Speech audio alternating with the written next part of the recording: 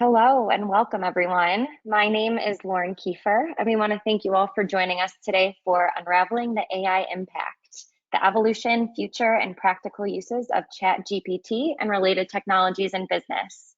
We are honored to have John Edwards and Deanna Lawrence of Communica here today, exploring how AI is revolutionizing marketing and reshaping the business landscape. John is the EVP and partner at Communica, focusing on B2B sales enablement through the integration and implementation of best practice marketing tools, tactics, and technologies. He has also worked for and with some of the world's leading brands, including AOL, Netscape, Time Warner, Apple, Walmart, CNN, and others to increase their customers and revenue. Deanna is the Director of Data Integration and Social Media here at Communica. Her expertise lies in groundbreaking data-driven marketing, and she brings a contagious enthusiasm and innovative thinking to her customer-centric approach. With a focus on audience building, social media integration, and the development of first-party insights, Deanna has successfully transformed numerous clients into modern marketing success stories. A couple items before we begin. All participants are currently muted. However, we encourage you to make use of the question feature in your control panel.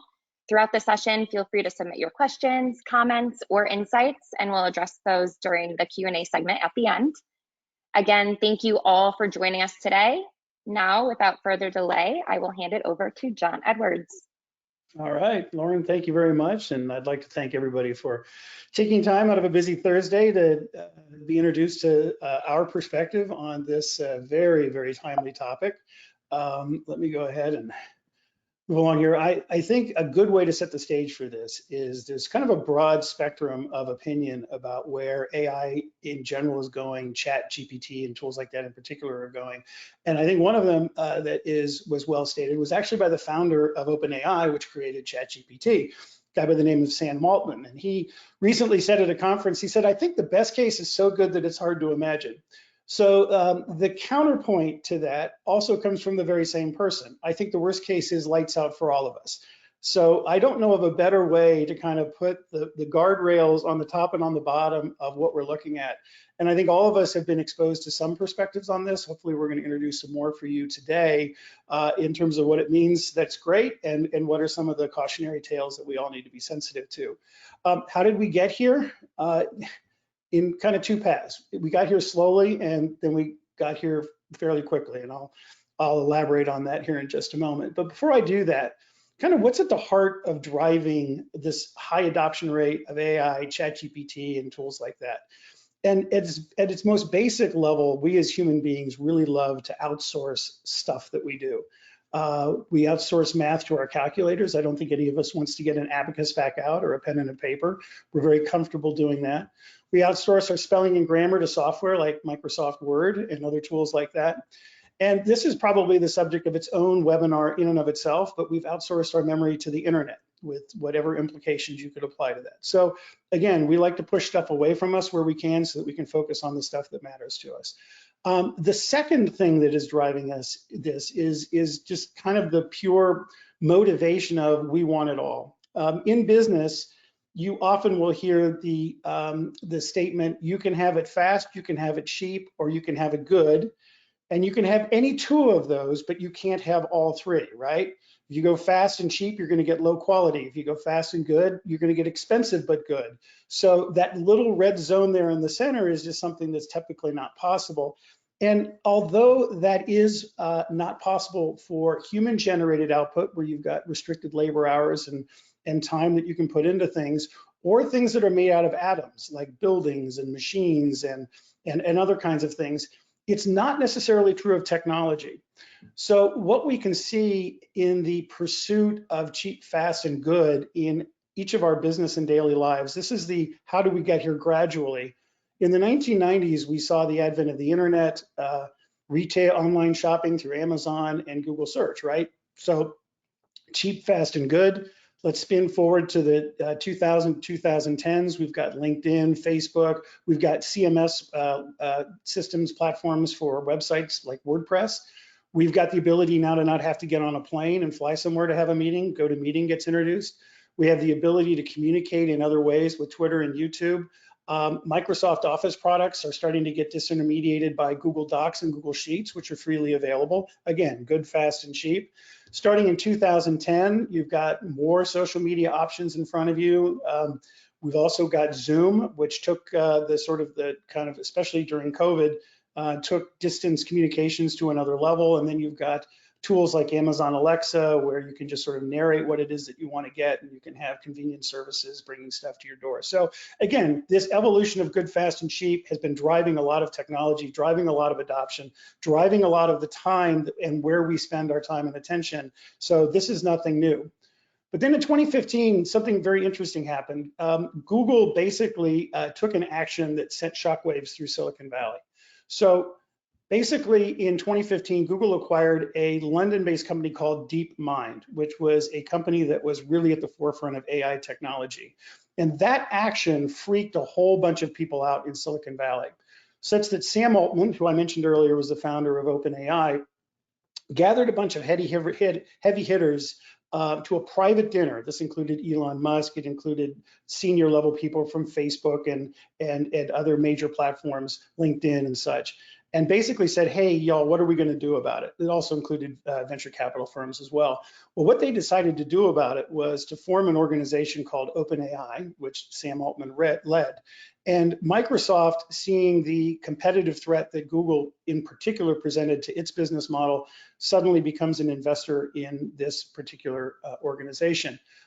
There's some R&D that goes on. There's some drama that happens along the way. Elon Musk ultimately leaves the board. He cites SpaceX and Tesla as a reason why, but he has his own AI aspirations, which we could talk about.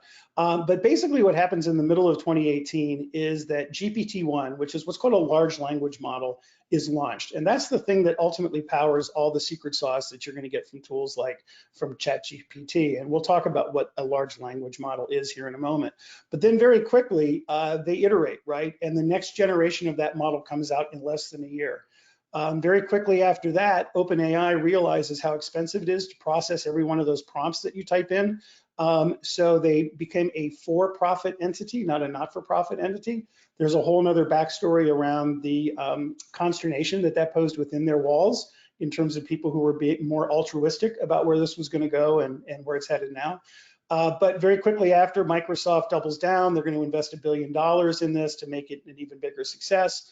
That money helps propel the third generation of GPT. And then very quickly, OpenAI does the same thing for images that they're doing for text. So you could go ahead and do image generation. We're going to talk about that. Dean will have some examples to share as well. OpenAI's large language model stops in September of 2021. This is really important for ChatGPT.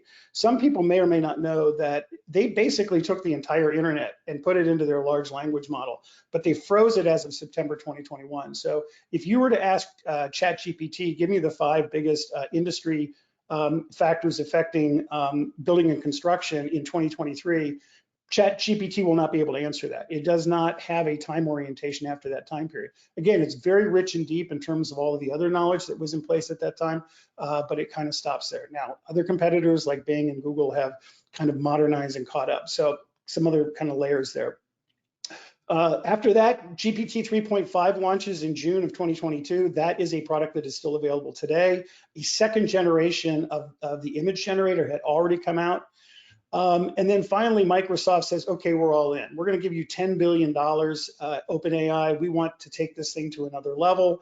OpenAI has starting to get some revenues at $30 million, but look at that expense line, $416 million. This is an expensive proposition. So anyway, it required that capital. So the second big shockwave that happened, we mentioned the Google purchase in 2015, was on November 30th, 2022. I think we probably all know what that date was. That was the day that ChatGPT launched. And now things really start to accelerate. Within 5 days, this product has 1 million users. It took Facebook 8 months to hit that point. Within the first week, it is both banned in media publications, or it is praised in media publications, and it is banned in certain local geographic markets. So you're getting two kind of big kind of, again, those guardrails are happening almost immediately. The company is suddenly valued at $29 billion. Within about 35, 40 days, they surpass 100 million users, making it the fastest growing platform in history. In February, they launched a $20 per month product called ChatGPT Plus. This basically gives you access to GPT-4 and unrestricted access, meaning if you ever get blocked out because the system is busy, you now can get into it. 100 million in revenue projected this year, $1 billion projected next year. I think those numbers are conservative based on what's happening already. Another indicator of the high stakes that are going on right now in this space, Google did a press announcement in Paris in the middle of February where they were bragging about their own GPT-like product, Bard. And Bard was asked a question about NASA and rockets, and Bard got the answer wrong. And within 6 hours of that wrong answer, Google lost 100 billion in market cap. So it kind of tells you the stakes that we're all playing with, that Google in particular is playing with. Google's brand is all about getting it right. So they've got a kind of double challenge of not getting it out fast, but getting it out accurate. Shortly after that, OpenAI launches an API. This is critical because now it allows products like ChatGPT to scale. Instead of human beings putting in one prompt at a time or putting in one data set at a time, you can send thousands of prompts into this tool, thousands of data points into this tool, and really scale it up. So that's where things start to take off. GPT-4 launches. That's the latest generation of the product that's currently out there. That happened in mid-March. By April, they're at 175 million monthly users. They're at 1.8 billion visits. Google CEO comes out at their big conference in mid-May and says we're an AI first company. So they're all in now at this point. 60 million visitors a day as we head into June.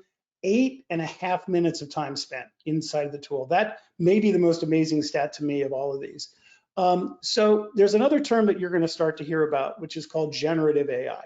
And basically what that just means is we're using artificial intelligence, which we'll define a little bit more here in a minute, to generate output that human beings might be able to generate, right? So we've got text, which is ChatGPT, which is content writing and chatbots and search and analyzing data. But we've also got image generators, which we're going to talk about. There are audio generators, which will do everything from podcast to sound creation. And then there's video generation that's going on. So all of these kind of capabilities, which used to require a lot of time and energy, remember, good, fast, and cheap, now all of a sudden you can do all three of these things at the same time. So let's kind of focus though for a moment on just the text side of this, which is ChatGPT. So this would be generative AI for text. I actually put in a very simple question related to this particular presentation today. I said, how many PowerPoint slides should I have in a 45-minute presentation? Because I want to leave 15 minutes for Q&A. And ChatGPT gave me this answer, and that's what was salient about it. It said 22 to 45 minutes. You may have noticed already that I like to talk fast. So our presentation comes in at about 45 slides. But anyway, it's just kind of one of those examples of how these tools are used at a very simple level. But I need to remind people, and I know that Deanna is going to talk about this here in a little bit later as well, is that it's not just about ChatGPT. It's not just about OpenAI. Google is very aggressive in this space with a lot of innovation that's coming out. And Microsoft is going to be embedding these GPT-like capabilities into all of its products, into spreadsheets, into PowerPoint, into Microsoft Word. And hey, take this Microsoft Word document and turn it into a 15-slide PowerPoint. Take this Excel spreadsheet and turn it into a Microsoft Word executive summary narrative. All of those things are going to be at your fingertips very, very soon if they're not already starting to deploy. So obviously, big consulting firms like McKinsey are paying a lot of attention to this space, and the upside is incredible, right? They're in just 63 different use cases, business applications. They see between $2.5 and $4.5 trillion in value increase across industries. So this is another important slide, I think, as we think about it. A lot of you may come to this presentation today thinking about AI as just it's chat. It could help me with my blog posts. It could help me with my social media posts. Yeah, it can absolutely do that. But this is going to hit every function within organizations.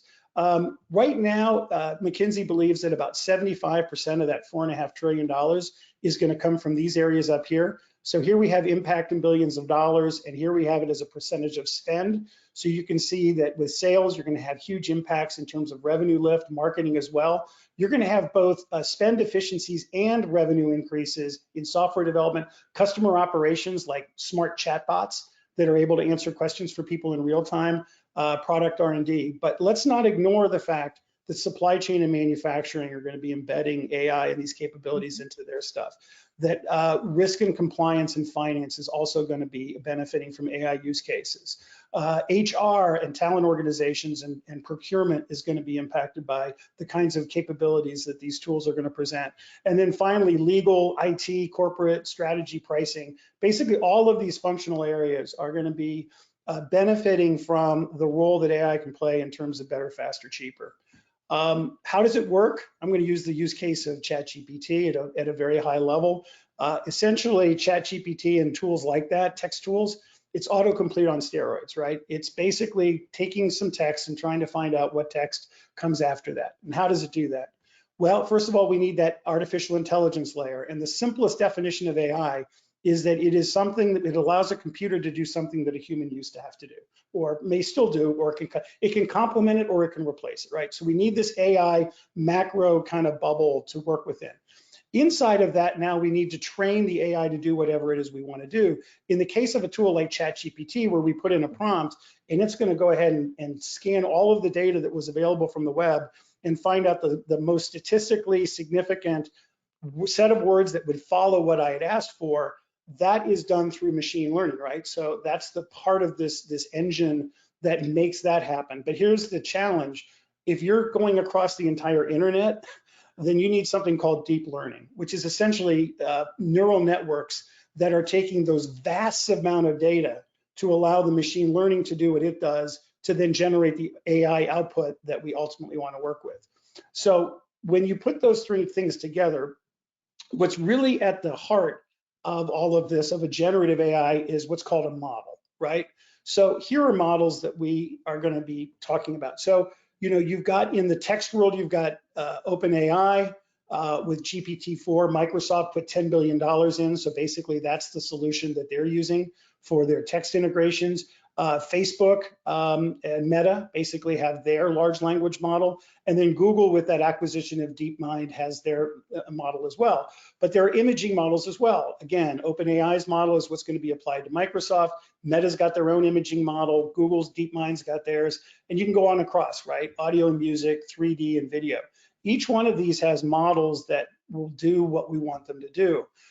Again, for purposes of this presentation, let's just focus on text, for example, and see what's going on here. So building a model is like teaching an AI to recognize a pizza through predictions, right? So take the entire internet, pizzas are round, pizzas have tomato sauce, pizzas have certain ingredients, right? So, you know, think about any prompt that you put in. This prompt happens to be about pizzas. How does it know that it's a pizza? Well, it goes through that entire process. It also needs to know what's not a pizza, right? So these things have some of the same ingredients, but they don't have all of the attributes of a pizza. So essentially the model, whether it's a financial model, whether it's an imaging model, whether it's a, you know, it's a word-based model, really this is what we're trying to get to. So how much data are we using to make these models work? I talked about those generational type, you know, product launches, right? We went from GPT to GPT-2. This one had 2 billion parameters in it when it was trying to figure out what a pizza is, or what's the best social media strategies to use, you know, if I'm in XYZ industry. Come up to GPT-3, you're at 175 billion parameters. GPT-4, which I mentioned launched earlier this year, that's 1 trillion parameters. So what's happening now is that the amount of data and the power behind that data is growing exponentially. So I think these, again, these are exciting times and why the tools are getting better and better and better, but there's other challenges that we'll be talking about here in a little bit. But these are statistical predictions. And I think we may have all heard that these predictions can be wrong sometimes. You know, I may have asked the question, what comes after Mary, Mary? And the answer I was trying to think of was had a little lamb, but the internet might have said it's Mary, Mary, quite contrary. So it may not give me the answer I want because that was not the statistically highest probability answer, or it could be wrong because of things like biases and other challenges that are sort of built into the system. The solution to that, which some of you may have heard about, is that these models then need to be trained and they need to be fine-tuned. So kind of the simplest way to think about training and fine-tuning is that it's like giving a recipe for the pizza to the pizza chef. And then they're gonna go ahead and make the recipe, and then they're gonna get feedback from customers, and then they're gonna do taste tests to see whether or not it hit the mark.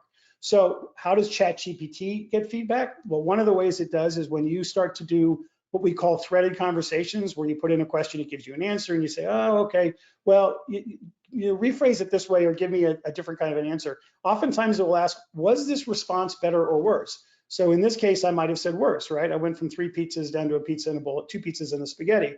Or I might have had a pizza and 2 spaghettis or in a lasagna, and so therefore this answer is better. That feedback loop is really important to the accuracy of the tool.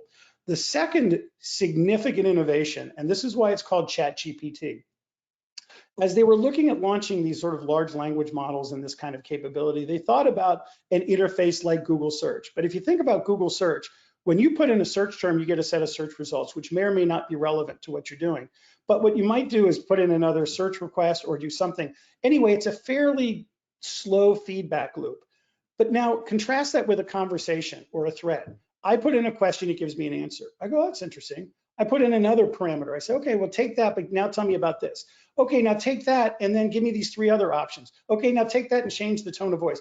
As I'm having that real-time conversation, of which chat is an excellent way to get feedback into the system, that literally is how these immediate and powerful accuracy signals can be played back into the tool. So this was the innovation. So we talked about GPT as a model. ChatGPT is simply a chat interface on top of a GPT large language model. That's it. But that innovation, just layering chat onto a tool like this, exponentially increased the amount of feedback and the timing of the feedback for the tool to get more and more accurate over time. So how does it do that? It's called a prompt in the case of ChatGPT. And just like giving a recipe over to a chef, the more detailed the prompt, the more detailed the request, the better or more accurate the desired outcome is going to be. There's a term of art for that too. It's called prompt engineering. So what this means is we're going to start to become better and better prompters over time. And what might that look like? I've got a handful of examples of some prompts that I think all of us might just to sort of kind of think kind of a little more broadly about how what these use cases could look like. Here's one: neighborhood coffee shop barista. She copies and pastes customer feedback reviews, social media drink reactions, beverage history, pastes it into ChatGPT and asks the following question: given this data, please create 4 personalized drink recommendations and 3 popular flavor combinations that I can promote via text messages. So you give it a set of data, you ask it what you want to do with the data, and then you get the outputs.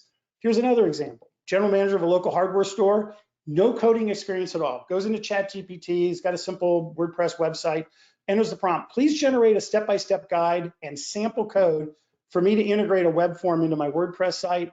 Also make sure that that code is compatible with popular themes and plugins, and it maintains responsive design. ChatGPT will go ahead and present that exact solution and code to you. And the key takeaway, and we'll talk about this here in a little bit, this general manager is not a software developer, not a coder. He's using his own language, English in this case, but it could be whatever natural language you have, and generating computer output where prior it might have taken a web designer or a webmaster to be able to figure this out. Third example: owner of a small gardening business center goes to ChatGPT and asks this question: analyze preferences and foot traffic patterns in garden centers and suggest an optimized store layout that promotes efficient flow, enhances product visibility, and encourages impulse purchases.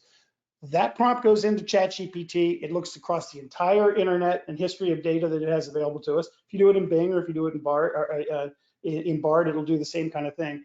And it is going to go ahead and give you what those recommendations are, right? So anyway, it's a great place to start in terms of the optimization journey. Family-run restaurant discovers that their greeter's talent for writing AI prompts optimizes table reservations and manages daily specials.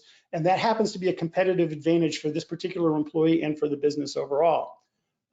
Manager of a local boutique clothing store uses a fancy term, multimodality. It just basically means I want to take images to create text or text to create images. And then they put in the following prompt: please generate 5 stylish outfit suggestions based on the following customer uploaded photos and written suggestions. So you take a combination of pictures that people may be posting about your boutique, outfits that they bought that they like, and written suggestions, customer feedback, and reviews. You put them into a multimodality tool and you say, okay, give me recommendations that sort of meet this criteria or amplify this criteria. And you can do that. And then finally, you might have a sales manager who's at a manufacturing company. They're going to use the same capability to take a screenshot of their Salesforce dashboard. They're going to drop it into an AI tool, and they're going to say, look at these graphs and charts. Give me a written executive summary of what it says about our sales performance. Please make it just 3 paragraphs because it's going to be an executive summary. And oh, by the way, the tone needs to be professional because the audience is my CEO and my CFO. All of these criteria can now start to be applied and layered in order to get insight, analysis, and output in a very timely and effective way. So what are the business implications of these examples that I just shared? Well, in the case of the barista, that person becomes a content creator and a social poster. They may not have been originally. Now all of a sudden they are. The general manager becomes a website developer. The garden store owner becomes a retail space optimizer. The greeter becomes a restaurant operations specialist. The boutique manager becomes a retail merchandising planner. And the sales VP becomes a business analyst and a strategist. What do they all have in common? Well, one is that English, or any spoken language I mentioned before, is suddenly becoming the world's hottest programming language. Programming is basically asking a computer based on inputs to generate an output. Now you can use your spoken tongue to make a lot of that happen. The better the prompt, the better the output. You know, if we know what kinds of questions we want to ask, we're going to get better outputs that are going to help us personally or in our business. The better the prompter, the more valuable the employee. And then finally, when language is your programming skill, the high impact contributors in your business could soon be the English or communications majors on your team. So they used to talk about right person on the right seat of the bus. These tools are going to change some of the skill sets that are going to allow people in certain disciplines to either get better in their own discipline or make contributions in areas that you might not have ever thought of. And oftentimes it's going to be because they know how to ask good prompts and they're not afraid to experiment. They're just going to go into the tool and use it. So, but with AI, there are issues that I think we all need to sort of kind of think about. One is that this is an example of a cybersecurity firm called Checkpoint. They were able to use ChatGPT to compose every phase of a cyber attack, from crafting convincing phishing emails to writing malicious code and evading cybersecurity checks. Basically, a tool like this could turn somebody who has criminal intent but does not have the skills to commit the crime to suddenly commit the crime. Now, the good news is that one of the earliest applications of AI, and this goes back to the early 2000s, is cybersecurity. So it's going to be an arms race, but I think they've got a handle on it. But again, it empowers people who may not have good intent to do things that we don't want them to do. If I've got a hammer, it's great at hitting a nail into a wall, but that same hammer could hit somebody in the head and do a lot of damage. So we need to be sort of cognizant of that. The second thing is this idea of accuracy, right? So there's a famous story, I think this was in the Toledo Blade as well. New York Times posted this one. A particular lawyer in a lawsuit case used basically ChatGPT to do their legal research. And they put in a bunch of questions about case law and history. And they came up with the recommendation that they filed with the court, an official brief with the court. The person even asked ChatGPT if it could cite sources. It said yes. It asked ChatGPT, are these sources accurate? ChatGPT said yes. In basically 90% of the cases in the citations within that, they were wrong. What ChatGPT did was it just found the most statistically significant response to the prompt that was asked based on all of the data on the internet, but it didn't necessarily know how to determine whether it was truthful or not. So again, these are some of the things we need to think about. And then there's a lot of lawsuits going on, right? So Microsoft and OpenAI, $9 billion class action lawsuit in California. Again, they scraped the web for content to generate output. In this case, it was GitHub's coding tool in Copilot, and that was in violation of what they say were their open licensing terms. So the court systems now are trying to resolve some of these copyright and ownership issues as well. And then to regulate or not to regulate. Should AI be regulated and who should do it? Here's an interesting quote from the dean of the MIT College of Computing. Understand what we're dealing with, especially its social implications before acting to constrain it. And I know, Deanna, I think you have some thoughts to share on this slide. I think as we're thinking about regulation, just to be very mindful that avoiding AI will be like having no senses, like driving in the dark with no lights. So we have to always be thinking about the collective value, especially as an industry across the organization, that importance of expecting constant shift, of understanding that there's going to always be disruption and even failure, and really thinking about moving and shifting your mindset from anticipating disruption to adapting to disruption in real time across your business. So there's just things just to be mindful of as we think of the negative, always also being very mindful of the positive. Mm-hmm. In terms of regulation, there was a very notable hearing on Capitol Hill, middle of May. Sam Altman was before Congress. A number of issues were addressed. Basically, the key takeaways were that job replacement is a huge issue that I think all of us need to sort of get our head around. What is AI going to imply for future jobs and roles and all of that? There is a consensus among business and government that it needs to be regulated. I see that as a positive. Usually business and government are at opposite sides of an issue. I think in this case, the reason to feel good about things is that they both feel like, hey, there's a role for both of us in this, so let's find that common ground.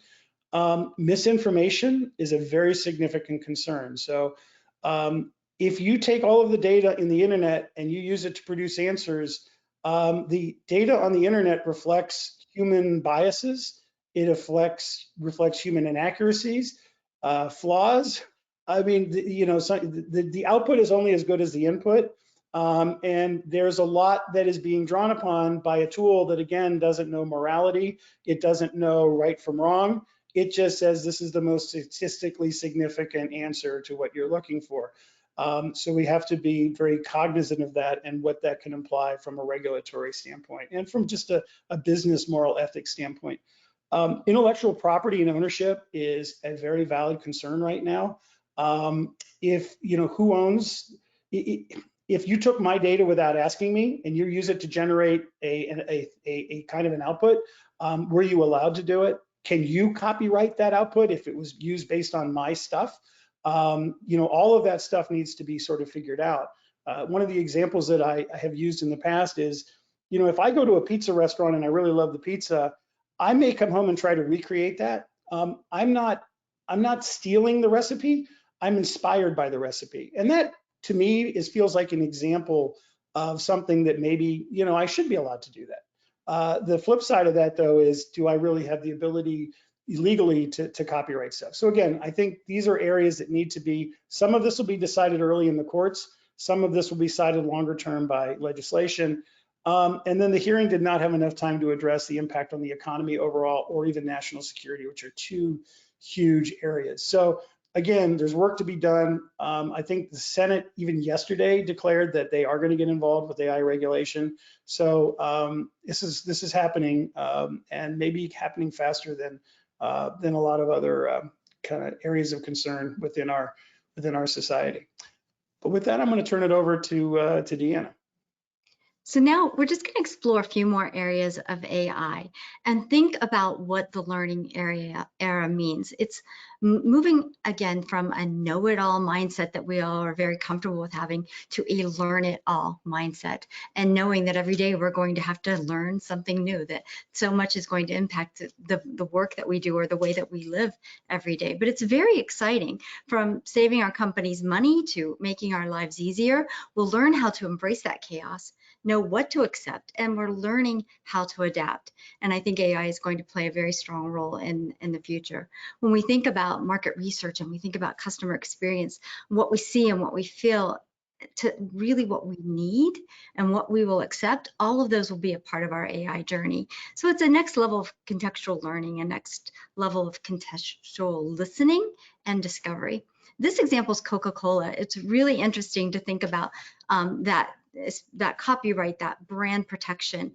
Coca-Cola worked with OpenAI and Bain to really create this very creative and collaborative approach to imagining what's possible. So they created create real magic. It's something that you can go see, the site's still there, and it has all of the examples of these creators that were using this original content, these iconic brand assets that used to be very close to the vest for Coca-Cola, now saying, hey, join with us and look for very unique and meaningful ways to bring the Coca-Cola brand back to life.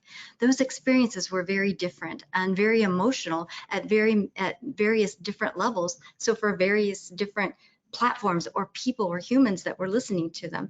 And with AI and the consumers are all part of it, it shifts the way that the brand behaves. It actually allows the consumer to play a role in the brand future and play a stronger role in what the brand means and feels to them.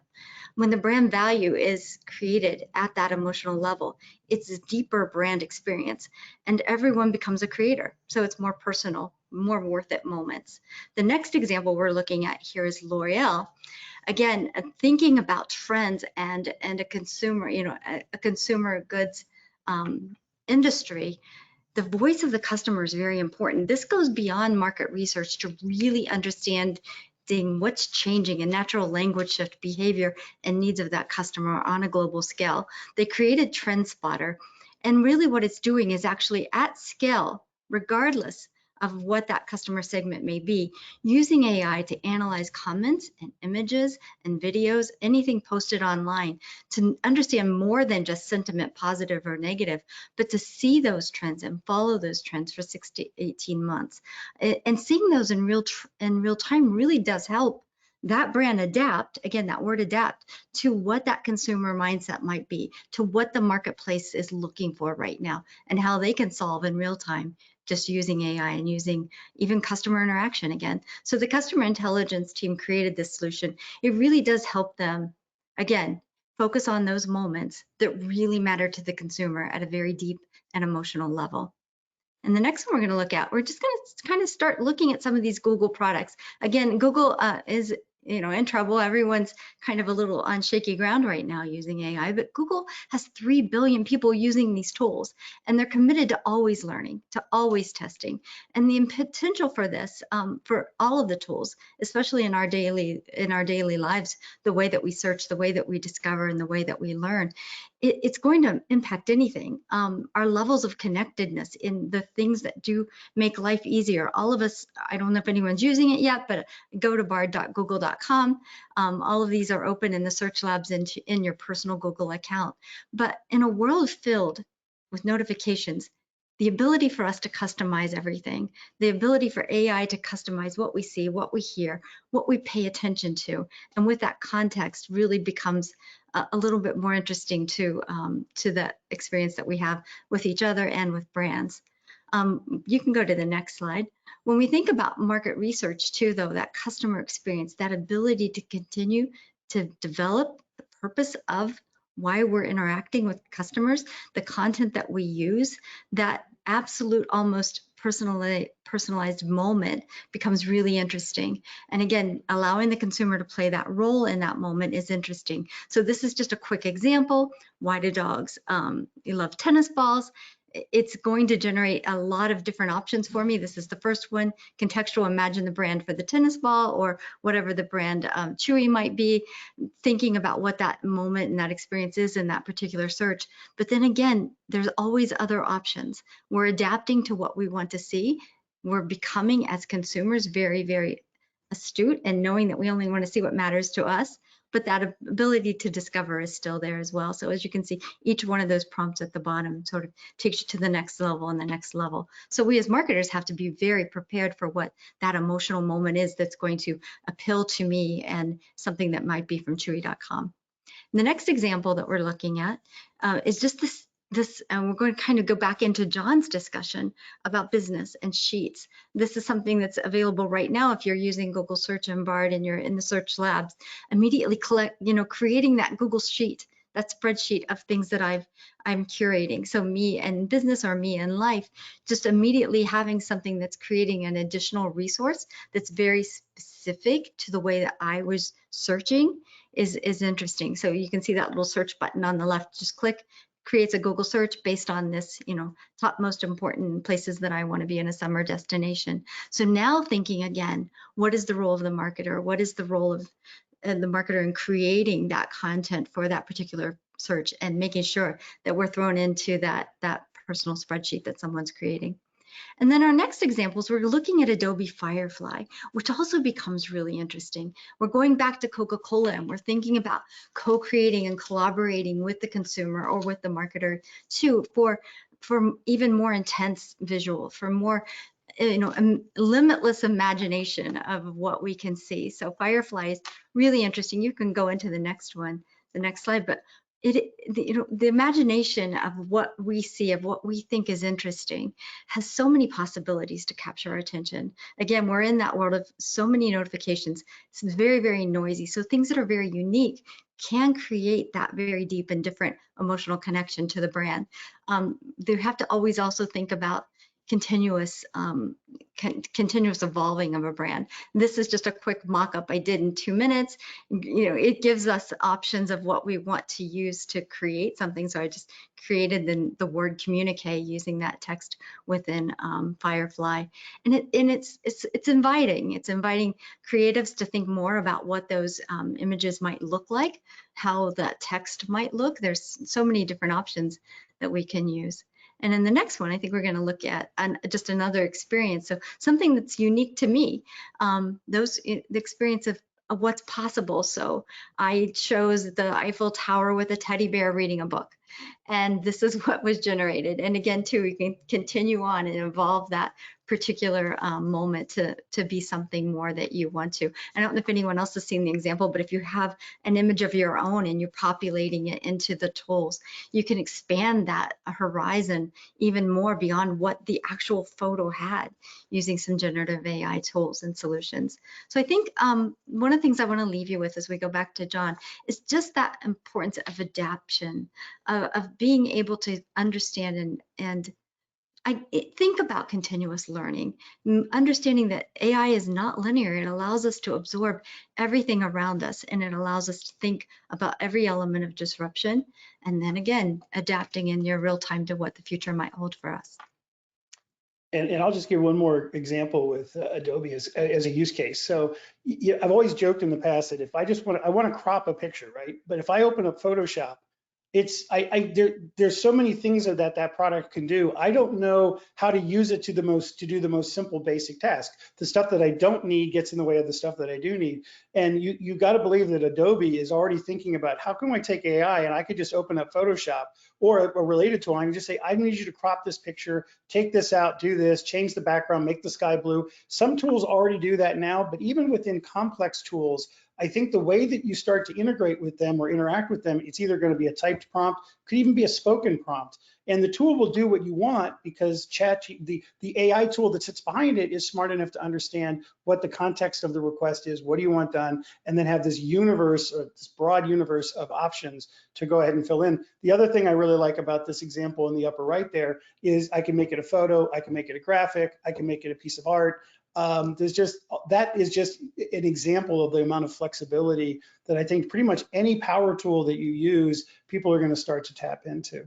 I think it's simplifying the process. And one last thing, when we're thinking about people, and you might be thinking, well, why would anyone just use this every day? But when you think about our ability to want to respond to things, even in a threaded conversation on a social media post, sometimes we're using unique emojis. It starts with emojis, then we're using GIFs, and we're really wanting to kind of create our own sort of very uniquely Deanna moment or response to something. So this is next level. This is my next level social post to a happy birthday, or my next level expression of something that I'm inviting folks to do and share with me. So the brand, the ability for the brand to think about what their role is in that experience, both at the consumer level and as partners within B2B, becomes very important for us. For sure. We're kind of at the end of this. There was one other consideration that I think for marketers in particular and businesses in general to start to think about and wrestle with. This idea of what I'll call a captive result, right? Bing and Bard are starting to try to layer in actual search results in addition to the answer. But if you use ChatGPT, for example, what you'll find is I ask a question and I got the answer that I wanted. I didn't need to go anywhere else. And by the way, that answer that I got might have come from one of our clients' blog articles that was really well written, but it informed the large language model, and the person never had to leave. And this has, I think, important business implications for companies. The future of SEO is going to have to take this into consideration, that people are going to use these tools as a replacement to a lot of the search experiences that we all understand and work so hard to get on the top of organic search and other things, right? So we've got to understand this transition. 70% of Google's business model, their revenue, comes from this part of the business that's exposed given these new capabilities. So anyway, we're creating great stuff, but if top of funnel, I have a question, I need an answer, is going to be solved in a different way, then we need to think differently about how we're going to inform our own website, whether the content's going to live behind gated walls or in front, or is it going to have a lot more of our brand name interlaced through it so that the model also associates our brand name with the answer that's coming up. So change is coming. What can we do about it? One of the things we can do is build your brand. We're kind of going back in time. Your brand now matters again, maybe more than it has in a long time. It's word of mouth. It's associating your brand with this output, right? In the past with SEO, we used to try to think, hey, we want half the people that are coming from organic search to be coming from problem, question, benefit type, searches, right? I have a particular problem with my car. I want to understand how I can fix it. And oh, by the way, my website came up, as one of the options to go ahead and get a solution to this. So that would be a kind of a top of funnel. I have a pain point or I have a benefit I'm seeking, and I start to get exposure. Well, if that is answered compactly within a ChatGPT experience, that could be threatened. So now we really want to have strategies where maybe 80 to 90% of our traffic is going to have to come in branded in some form. How does it come in branded? Social media, word of mouth, trade shows, all the other stuff that we do. Yes, the GPT tool and these other tools are going to complement that, but instead of just saying, okay, we're going to get into the top first page one of Google search results, that was going to be our business solution. That may not necessarily be the most impactful thing we can do given this changing landscape. So how can you do that? Another way is to build your own communities. So your email marketing list, your test messaging list, your Facebook followers, your Slack or Discord groups. These are first party sources. These are people who are interacting with you directly, and you can reach them reliably. And what do we mean by reliable reach? Any channel where an algorithm sits between you and the person you want to talk to is not a reliable reach channel, because you can't control whether they got the message or when they got the message. I could have an incredibly good article that I post on LinkedIn, and there are people who follow me on LinkedIn. They may not see it for a week and a half because the algorithm just won't show it to them and for a week and a half, or they may not see it at all. So again, there are algorithms that stand between us and a lot of our customers that we need to kind of get around. Well, how do we do that? Again, the value of our email list suddenly become more valuable because when I hit send on that email, that I know it got delivered. The SMS text messages that we start to build, those are our first party audiences where we can control the timing and the delivery. Private social media communities in Facebook and Slack and Discord, those aren't algorithms. There are not algorithms that sit between you and the folks in the group for the most part. There are elements of public relations where, based on the media list we have, we can feel pretty confident that the message got out to the audiences we wanted. Direct mail, very old school. Heck, even a fax machine is a reliable reach channel. You send it, it came, it got there. So anyway, I think we do want to sort of rethink about some of the more historical ways in which we were interacting with our audiences, understanding that there are algorithms and there are applications like ChatGPT that can be disintermediated. They can cut us off from those audiences, and we just need to have strategies as business people and as marketers to make sure that we're taking that into account as we move forward. So last slide, and then we'll open it up for some Q&A here. What can you start doing today? One is just start using these generative AI tools like ChatGPT. You can't break them. Just go in, start typing in prompts, experiment, do some things, see what the tool can do. Become good at prompting. I mentioned you can't break it, you can only get better. One of the examples that I like to share is I can go into a spreadsheet with rows and columns, right? I could have my sales geographies over here. I can have the products that I sell in the rows over here. I can copy that table and I could paste it into ChatGPT and I can say, write me a 4-paragraph summary of what this data says about my quarterly sales results by product, by territory, and give me 2 recommendations for my sales team in order to boost the most, the most impactful area. It will do that. It will take that data and it will give you an answer. Now, is that answer fully complete and you're done? No, but it will probably be 80 to 85, maybe 90% of the way there. And that will either prompt the next question in the thread, or it will say, okay, I know what I need to filter out, and I know I need to know, what I can add to kind of finish this out. So just become good at that. Experiment. I just used this example. Actually, I was a little ahead of myself. Paste it in. What should I do next? Seek out AI integrations in other platforms, the stuff that Deanna was talking about. If we know that, for example, a certain capability now suddenly exists in our Microsoft 365 PowerPoint or whatever, start to use it and play with the tools that are already out there, like DALL-E for images, or again, the Bard product from Google or the Bing product. I mean, they're out there, they're available. In most cases, they're free, and so start to take advantage of them. Encourage your employees and team members, even your family and friends, to do the same thing. It's going to help them learn how to ask better questions, which leads to my last point here, which is asking better questions is how businesses as employees get better. So there's a lot of fear out there about where GPT is going, and is it substituting our skills and knowledge? No, it's not. Again, it gives you a pretty good answer very fast, but it doesn't give you the full answer. You still need your domain-specific knowledge and your expertise to layer onto that. But it does make you ask better questions. And it's hard to imagine that you're not going to end up with better outcomes if that's a skill set that we all develop and evolve over time. So with that, I'm going to turn it over to Lauren. I don't know if we've gotten any questions that we could help answer here in the time that we have remaining. Yeah, thank you guys both so much. Listening to you both speak on this topic, it's just so fascinating. We did have a couple of questions come through. So the first one, how will AI change the way my business competes?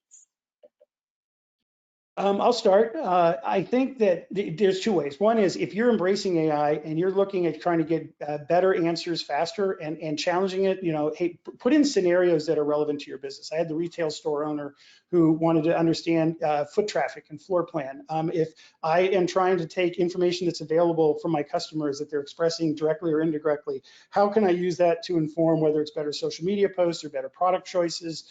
Those kinds of things are going to help you compete. There's also the risk of doing nothing at all, right? If your competitors are starting to use these tools and you aren't, you're going to be at a competitive disadvantage. So there's kind of two ways to think about that question. What can it do to advance me further and faster, or what am I prevented from doing, or what is my competitor enabled to do if they're using these tools and I'm not? So Deanna, you've used the example in the past about young people who are taking these tools, and this is just oxygen for them.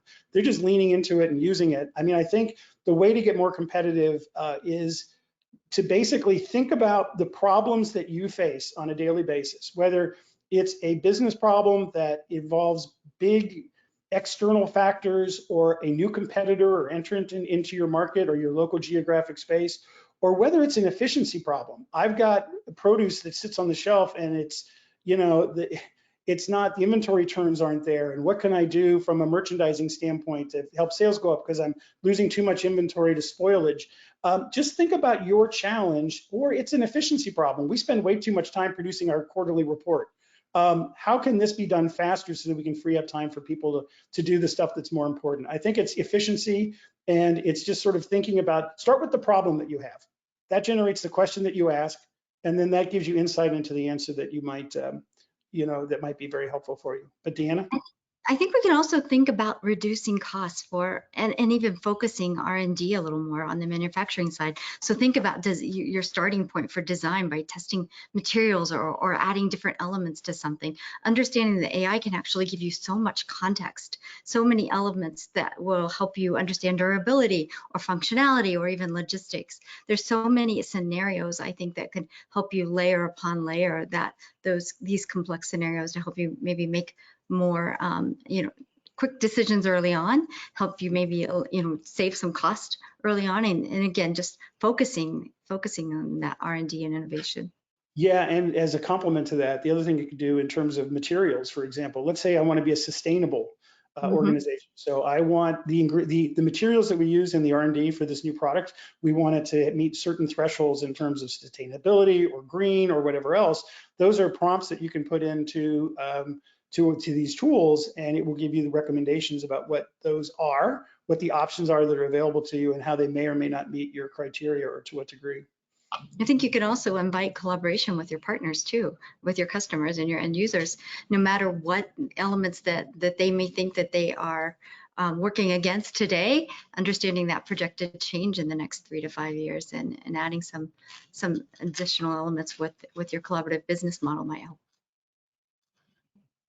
Awesome. Yeah, we have more questions flowing in. So the next one, as you are training the tool, don't you risk exposing your company's data to the rest of the world? The short answer is, well, there's two answers. So inside of any particular thread that you might do within ChatGPT, it's a self-contained conversation. In fact, I use the example that I can actually trick GPT into thinking based on the feedback that I give it. The example I use is, 4 plus 4 equals 8. And then I could say, what's 5 plus 3? Or actually say 4 plus 4 equals 10, and ChatGPT will say, no, it's equal to 8. And I go, no, 4 plus 4 is equal to 10. So then I could ask it, well, what's 5 plus 3 equal? And it will say 10. In that moment, but as soon as I drop out of that thread and I go back and ask, what is 4 plus 4 equal? It will say 8. So there's sort of limited sort of loops where the data can be manipulated and changed, but it doesn't necessarily leak out there. The larger security question, though, and OpenAI and these guys are all trying to say that they're protecting their data. The solution to actually really protecting your data, and this is what big brands are doing, is that you want to have a model that is proprietarily stored and housed on your own machines. So this is another thing that's going to be a technology that's going to be coming out, which is I don't want to use the OpenAI model. I don't want to risk asking questions and that there could be leakage, even though they say that there isn't. But there will be solutions where, again, it could be on premise, or there could be firewalls around it that, and big brands are already thinking about this. There was a really good MIT conference last week where one of the companies basically said, we're not putting anything into these tools where we don't have, control over the fact that it's not going to get out. These are Fortune 100 brands, though, so we don't all have that luxury. But it is something to sort of think about. As a general rule, though, it is basically just answering a question or a problem in the moment.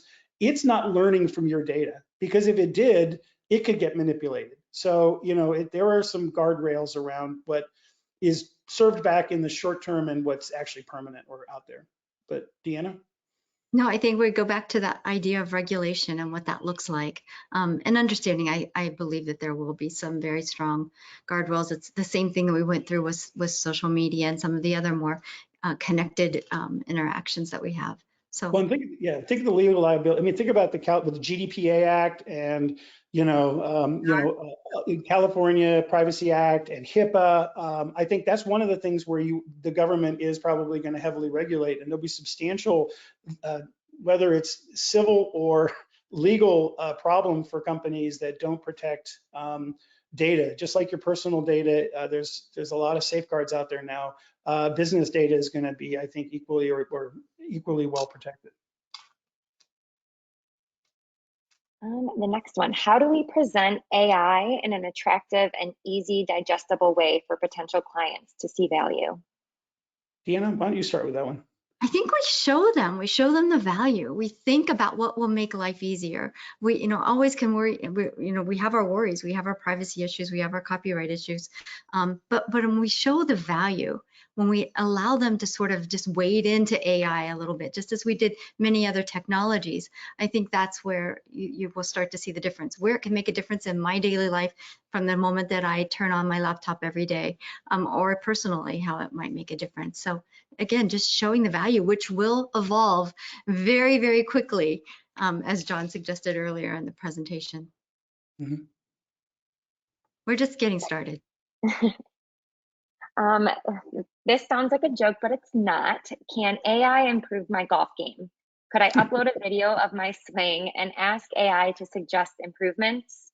Could the same idea work in business? Example, a video of my manufacturing line and ask where there might be additional efficiencies. The long-term answer is yes. It will. That's that multimodality that I talked about. Now, whether that exists today, where you can go ahead and take a 3-minute clip of your, 10 balls at the driving range and put it in and have it do it, whether that actual application exists today or not, I don't know, but I absolutely am convinced that it will be, and it probably will be soon. And the same is true for business. You could be, you'll be able to, for example, take a look and have cameras maybe running around in your plant that are taking a look at what's going on from a safety and security standpoint and identifying whether or not, violations of OSHA or something might have happened, or how many incidences there were or there weren't. You could then also, if your machines are connected to sort of automated systems, you could say, okay, the price of sugar went up. And these products are high sugar products, but we got to improve our margin by the end of the quarter. So we're going to run these other products through these machines instead, or we're going to drop the throughput, or we're going to have a substitute. That AI will understand the nature of this request, right? And so all of this programming that we used to have to do into these machines to vary the outputs, you'll be able to think about it as a more holistic system, right? What are all the inputs? What's the speed and velocity of the stuff moving through the plant? What are the outputs, and what's the gross margin? And then what are the shipping costs? I mean, these things are going to get, this circle is just going to get bigger and bigger, and it's going to become more and more interconnected, so that the end result was, I want to get a 15%, I want to get a 15% net profit at the end of the quarter from all of these combinations of things: transportation, logistics, supply chain, machines, inventory management, and start to ask questions and get modifications and tweaks that will help you get there. Again, maybe not all the way, but certainly be certainly a strong tool in that evolving tool set. Deanna? I think just closing with the ability for us to maybe second guess ourselves becomes easier. The time that it might take to anticipate a disruption or something that might not be working to the best of its ability, that efficiency and effectiveness of our manufacturing line, something that we can check maybe more quickly and more frequently. So even for safety, for employee safety, a number of different applications will evolve. Deanna, am I overstating it to say that assume disruption? Just assume Yeah, it? nope, yes. It's going to happen, but I think our ability to adapt, to anticipate, and to change what we're doing, or something that may have been disrupted very quickly, with consideration to everything across our business strategy, is what's going to ultimately become very valuable to our businesses. And I'll close with an optimistic twist on that, which is, in general, historically, major disruptions, electricity, trains, planes, and automobiles, all of these things that have been they've been disruptors in our lives, have ultimately created more economic value than they destroyed. And I think that until this proves otherwise, I would, say is probably on the same trajectory. Awesome. Well, we are at the top of the hour. Any questions we didn't get to, we will answer you directly. If you want. And I've got one last slide here. There's a couple of different ways. Deanna and I would be happy to interact with anybody that's been on this webinar, and anybody that sees it here in the future. And there's a couple of ways to interact with us. You've got our email addresses on this screen here. That QR code, if you hold up your phone to it, that is to my personal LinkedIn page. Send me an invite or a message. Maybe mention this webinar, and if you have any questions. And I also do want to mention that this is something we're paying a lot of attention to. And we do offer customized, whether it's half day or full day, can be on site, workshops in terms of your particular set of problems, how you want to start to use and lean into AI. Basically, some of the questions that came up: how could you address these things, and what are some strategies that you could do in the short run, is something that we do make available. So I know there'll be a follow-up email after this as well. Multiple ways to sort of think about that, but we'd be happy to interact with anybody here and in the future in terms of what this could mean for your business, and how you could be better, faster, cheaper in terms of everything that you do. Yeah, well, thank you again, John and Deanna, and all of those that attended today. Like John said, we will be sending out a follow-up email that will include the recording of the webinar. Feel free to share it with others who may have missed out. We are planning another webinar for this summer that will explore new and exciting ways to reach targeted audiences. So keep an eye out for more details on that, as well as other future Communica Think events that we'll be holding throughout the year. Thanks again, and have a great day. Thank you. Thank you.